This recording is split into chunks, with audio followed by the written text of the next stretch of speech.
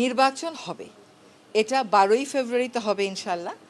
মানুষের মধ্যে একটা সংশয় ছড়িয়ে দেয়া হচ্ছে যাতে করে মানুষ ওই দ্বিধাদ্বন্দ্বের মধ্যে থাকে। মানুষের মধ্যে আরেকটা সংশয় ছড়িয়ে দেওয়া হচ্ছে আইন শৃঙ্খলা নিয়ে, যাতে করে মানুষের মধ্যে একটা দ্বিধাদ্বন্দ্ব থাকে।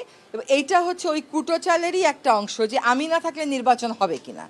তো ওইটাতে বাংলাদেশের মানুষ অনেক সচেতন, ওই প্রপাগান্ডা ছড়িয়ে কোনো লাভ হবে না। তারা তাদের নেতা নির্ধারণ করতে এবং বাংলাদেশের ভবিষ্যৎ নির্ধারণ করতে সাধারণ নির্বাচন এবং গণভোট দুইটাতেই অংশ নেবে।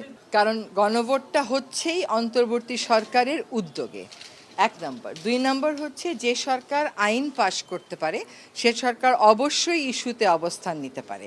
সুতরাং এইখানে কোনোভাবেই সরকারের নিরপেক্ষতার প্রশ্ন আসতে পারে না। সরকার কোনো রাজনৈতিক দলের পক্ষ নিচ্ছে না, এটা একেবারেই স্পষ্ট।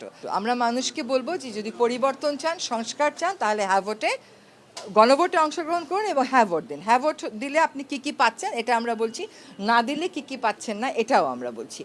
কেউ যদি মনে করে সে না ভোটের পক্ষে প্রচারণ করবে, এটা তার দলীয় সিদ্ধান্ত।